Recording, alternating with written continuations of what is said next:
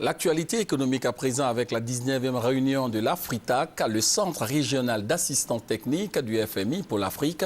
Charles Dibi Kofi, ministre de l'Économie et des Finances, était à l'ouverture de cette concertation qui fera le bilan des réformes des finances publiques dans les pays de l'UEMOA, de la Mauritanie et de la Guinée. Des précisions avec Jean-Jacques Kouabé.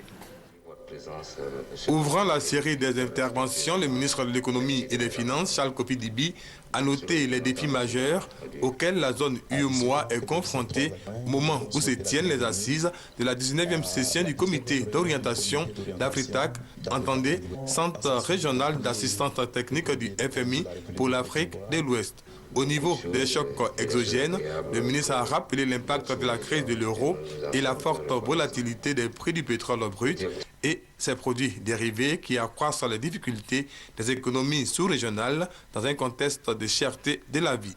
Cette situation place nos finances publiques dans un état de fragilité qui impose davantage de discipline, de rigueur et surtout beaucoup de transparence dans la gestion de nos finances publiques.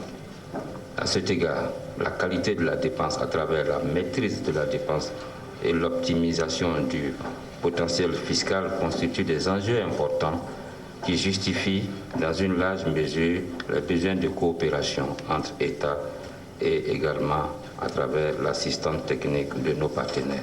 Ces assises offrent l'occasion d'approfondir notre analyse de ces défis et leurs implications sur la gestion publique dans la recherche constante de l'optimisation des ressources mobilisables en termes d'assistance technique pour permettre à nos États d'apporter une réponse appropriée à nos difficultés.